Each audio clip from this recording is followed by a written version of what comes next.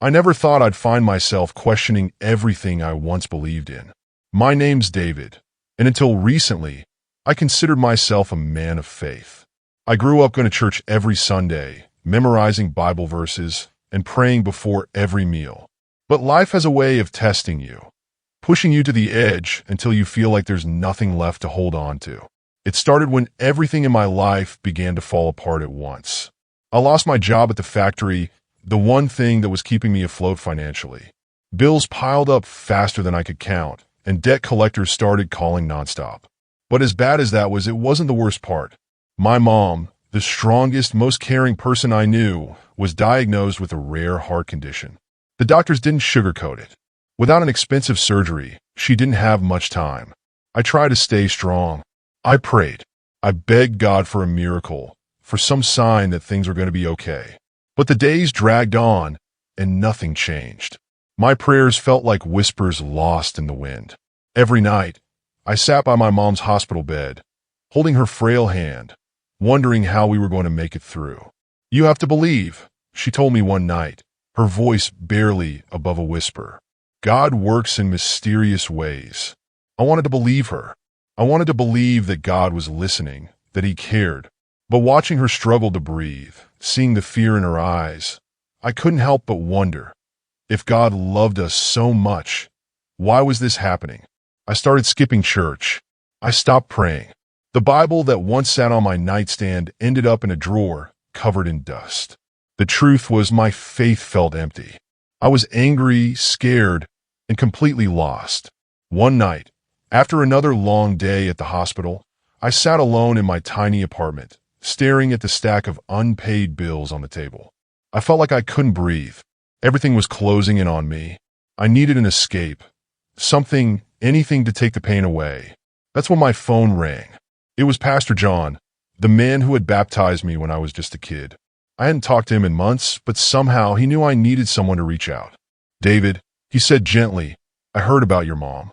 I'm so sorry you're going through this." "Thanks," I muttered, not really in the mood for a pep talk.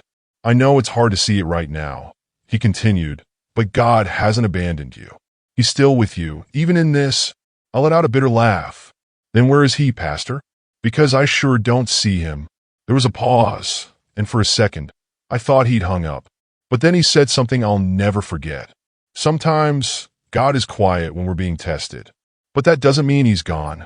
Don't give up, David. Keep praying. Keep believing. Even when it's hard." I wanted to believe him. I really did, but I couldn't shake the feeling that it was too late.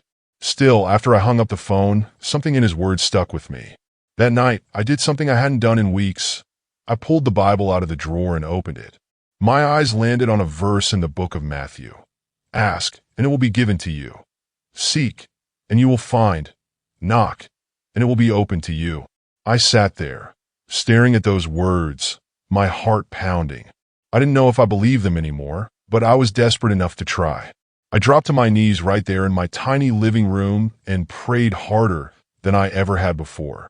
I prayed for strength, for hope, for a miracle. Tears poured down my face as I begged God not to take my mom away from me. When I finally finished, I felt drained, physically, emotionally, spiritually. But there was also a strange sense of peace, like a weight had been lifted off my chest. I didn't know what it meant, but it was enough to keep me going for one more night. The next morning, I went straight to the hospital. My mom looked worse than ever, her skin pale and her breathing shallow. The doctors told me to prepare for the worst. I sat by her bed, holding her hand, and whispered, "You can't leave me, Mom." "Not yet." Her eyes fluttered open, and she smiled weakly. "I'm not going anywhere," she said. "God's got this." Her faith amazed me. Even in the face of death, she refused to let go of her hope. I wished I could be as strong as she was, but deep down, I still felt that creeping doubt. That's when something strange happened. A man I'd never seen before walked into the hospital room. He was older, with kind eyes and a warm smile. He handed me a worn-out Bible and said, "Don't lose faith, son. God's not done with you yet." Before I could ask who he was, he turned and walked away. I chased after him, but by the time I got to the hallway, he was gone. It was like he had disappeared into thin air. I stood there, holding the Bible, my heart racing. Was this just a coincidence? Or was it something more? I didn't have an answer, but one thing was clear. Something had shifted. For the first time in weeks, I felt a flicker of hope, and I wasn't ready to let it go. I couldn't stop thinking about that man at the hospital. His words, his presence, it felt different, almost otherworldly. I tried to convince myself it was just a coincidence, maybe even some well-meaning hospital chaplain. But deep down, I couldn't shake the feeling that it was something more. That night, I sat by my mom's bed again. She was sleeping peacefully for the first time in days, and I couldn't help but feel relieved. I glanced at the old Bible the man had given me, still sitting on the table next to her bed. It felt heavy, not because of its weight, but because of what it seemed to represent. I flipped through the pages aimlessly until my eyes landed on a verse in Isaiah. "Fear not, for I am with you. Be not dismayed, for I am your God. I will strengthen you, yes, I will help you." The words hit me like a punch to the gut. I wanted so badly to believe them, but doubt still clung to me like a shadow. Suddenly my mom stirred. Her eyes fluttered open, and she looked at me with a softness that nearly broke me. "David," she whispered, "you need to stop carrying all this fear. God has a plan. You just have to trust him." "How can you be so sure?" I asked, my voice cracking. She squeezed my hand. "Because I've seen it before. He's always there, even when we can't see him." Her words stuck with me, but I wasn't ready to let go of my doubt just yet. That night, I went home feeling more confused than ever. The next morning, something strange happened. I was making coffee when my phone buzzed with a call from an unknown number. Normally, I wouldn't answer, but something told me to pick up. "Hello, David Miller?" The voice on the other end was deep and calm. "Yeah, this is him. This is Dr. Evans. I'm calling from the hospital about your mother." My stomach dropped. "What happened? Is she okay?" "She's stable for now," he said quickly, easing my panic. "But there's something else. We just received word that a donor heart might be available for her." I nearly dropped the phone. "Wait, what? A donor heart?" "Yes. It's a rare match, but it's not confirmed yet. We need to run a few more tests, and if everything lines up, she could be scheduled for surgery within the week." I stood there, gripping the counter, struggling to process what I was hearing. After weeks of dead ends and hopelessness, this felt impossible. "Thank you," I said, my voice trembling. "Thank you so much." As soon as I hung up, I dropped to my knees right there in the kitchen. For the first time in weeks, I prayed, not out of desperation, but out of gratitude. "God, I don't know what's happening, but thank you. Please let this be real." At the hospital later that day, I told my mom the news. Tears streamed down her face as she squeezed my hand. "See," she said, her voice filled with emotion. "I told you God wasn't done with us yet." But even as hope began to grow, doubt still lingered in the back of my mind. What if something went wrong? What if the test didn't match? I tried to push those fears away, but they refused to leave. 2 days later, the doctors confirmed it. The heart was a match. My mom was scheduled for surgery the following morning. I should have felt relief, but instead I was terrified. What if something happened during the surgery? What if I lost her anyway? That night, I went to the hospital chapel. It was empty, dimly lit, and completely silent. I sat down in the front row and bowed my head. "God," I whispered, "I don't know what's going to happen tomorrow, but I need you. I can't do this alone."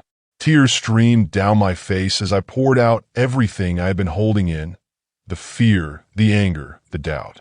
And for the first time, I felt something shift inside me. It wasn't loud or dramatic, but it was real. A quiet voice in my heart telling me, "You're not alone." When I walked back to my mom's room, I felt different, stronger, calmer. She was asleep, so I sat in the chair beside her and held her hand. "You're going to be okay," I whispered. "We're going to be okay." The next morning, the doctors prepped her for surgery. I stayed with her until the very last moment, holding her hand as they wheeled her away. "I love you, Mom," I said. "I love you too," she replied, smiling through her tears. "And don't forget, God's got this." As the doors closed behind her, I felt the weight of the moment hit me all at once. I sat in the waiting room, clutching the old Bible the man had given me, and prayed like I never had before. "God, please," I whispered, "don't take her from me." Hours passed, each one heavier than the last. I couldn't sit still. I paced the hallways, checking my phone, staring at the clock. Finally, after what felt like an eternity, the surgeon walked into the waiting room. His face gave nothing away, and my heart felt like it was going to explode. "Mr. Miller?" I jumped to my feet. "Yes." "The surgery went well," he said with a reassuring smile. "Your mom's going to be just fine." I broke down right there in the middle of the waiting room. Relief, gratitude, and overwhelming joy washed over me all at once. I didn't care who saw me cry. God had answered my prayers. But what I didn't realize was that this was only the beginning of my journey, and my faith was about to be tested in ways I never expected. I sat by my mom's bedside, watching the steady rise and fall of her chest. She looked so peaceful, but I couldn't relax. The surgery had gone well, better than I could have hoped, but the recovery process was far from over. The doctors warned me that the next 48 hours were critical.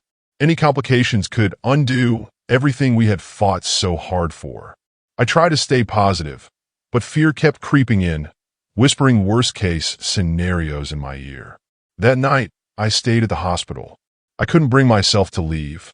I held the Bible the mysterious man had given me, flipping through its pages like I was searching for answers.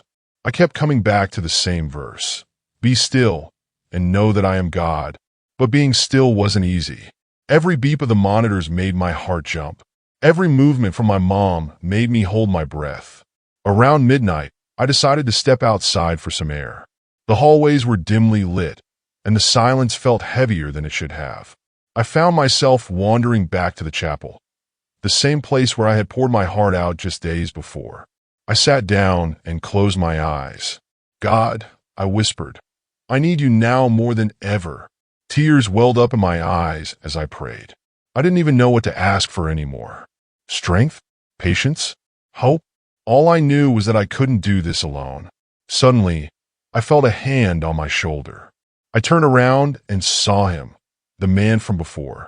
"I thought I might find you here," he said softly. I blinked at him in disbelief.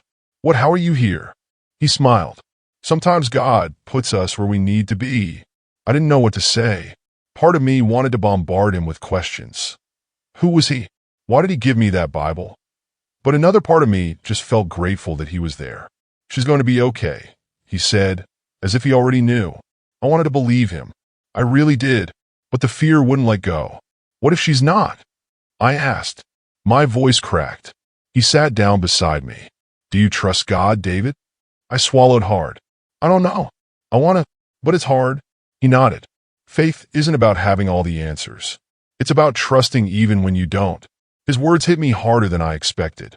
We sat in silence for a while, and when I finally looked up, he was gone. It was like he had vanished into thin air. I walked back to my mom's room, feeling a strange sense of calm. But that peace didn't last long. The next morning, the nurses rushed in. My mom's heart rate had spiked, and alarms were blaring. Doctors flooded the room, pushing me out into the hallway. I stood there, frozen, as panic washed over me. Was this it? Was I about to lose her after everything we had been through? I grabbed my phone and called the only person I could think of, Pastor Thomas, the man who had counseled me as a kid when my dad left. "David," he answered groggily. "Pastor, it's my mom. She's in trouble. I need you to pray." Without hesitation, he started praying over the phone. I closed my eyes and clung to his words like a lifeline. When the doctors finally came out, their expressions were serious. "We've stabilized her for now," one of them said, "but it's going to be touch and go for the next few hours." I nodded, too choked up to speak. I went back into the room and sat beside her again. She looked so fragile, so small. I took her hand and whispered, "Please, Mom, don't give up." Hours passed. I read to her from the Bible, sang softly when I thought no one was listening, and prayed until my knees ached. Finally, just as the sun began to rise, she opened her eyes. "David," she whispered. Relief flooded through me, and I couldn't stop the tears. "You scared me," I said, laughing through the sobs. "I'm sorry," she replied weakly. "But I told you, God's not done with us yet." I held her hand tightly, afraid to let go. "I believe you now, Mom. I believe." But even as hope returned, I knew the journey wasn't over. Recovery was going to be a long road, and there were still so many questions I didn't have answers to, especially about the man who had appeared when I needed him most. Who was he? And why did it feel like he had been sent just for me? I sat by my mom's hospital bed, holding her hand as sunlight filtered through the blinds. She was asleep, but her breathing was steady and calm. The doctors said the crisis had passed. I should have felt relieved, but my heart was still overwhelmed with emotions. Her eyes slowly fluttered open, and she looked at me with a soft, gentle smile I hadn't seen in so long. "Did you pray for me?" she asked, her voice weak, but filled with warmth. "Every single minute," I said, squeezing her hand. She tried to sit up, and I quickly adjusted her pillows to help. Her movements were slow, but there was a strength in her that hadn't been there before. "I felt it," she whispered. "Even when I was asleep, I felt your prayers. I felt him." Tears welled up in my eyes, but I held them back, not wanting to overwhelm her. "I never stopped believing, Mom," I said. "Not for 1 second." She looked at me with so much love, and for the first time in weeks, I saw hope in her eyes. The nurse came in to check her vitals, and I stepped aside, letting them do their job. As I stood by the window, looking out at the bustling city below, I thought back to everything that had led us to this moment. The desperation, the tears, the prayers, and now this miracle. When the nurse left, Mom motioned for me to sit closer. "You know," she began, her voice stronger now, "I saw something while I was asleep." I leaned in curious. I saw light. It wasn't just light, it was warmth, peace. And I heard a voice telling me it wasn't time to go yet. I felt chills down my spine. "Mom, are you serious?" She nodded. "I know it sounds unbelievable, but it's true. It was him, Jake. He was there with me." I swallowed hard, my emotions finally breaking through. I knew he wouldn't leave us. I just knew it.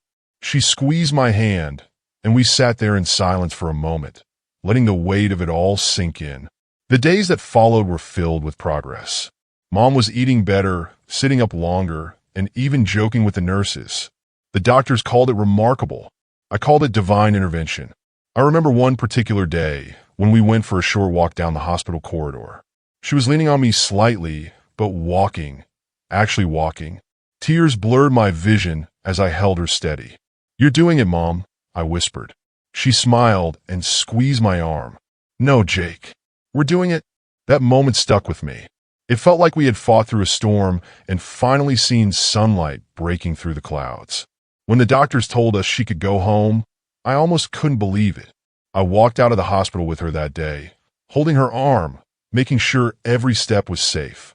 We sat in our living room later that night, the same room where I had once fallen to my knees in desperation. Only this time, it was filled with laughter and peace. Mom's recovery became the talk of the neighborhood. Friends and even strangers reached out to us, asking about our story. One woman, a neighbor we barely knew, knocked on our door one evening. She looked nervous, clutching a tissue in her hands. "I heard about your mom," she said quietly. And I needed to ask, "How did you do it?" I told her the truth. "It wasn't us," I said. "It was him." Her eyes filled with tears. "I need that. I need to believe again." I invited her inside, and for the first time in my life, I shared my faith with someone else. Not out of obligation, but because I knew what it had done for me. That night, I realized my miracle wasn't just about saving Mom. It was about sharing hope with others who felt lost. Weeks turned into months, and Mom kept getting stronger. Every milestone, every step, every laugh reminded me of what we had been through. One afternoon, we sat on the porch, watching the sunset. She turned to me and said, "Jake, you saved me." "No, Mom," I replied. "He saved us both." She smiled and leaned back in her chair. "Then we need to make sure we never forget it." We didn't. Every night, we prayed together, thanking him for the miracle that changed our lives. And every day, I look for ways to share that hope with others, because miracles aren't just stories we hear about. They're real, and I know that because I lived one.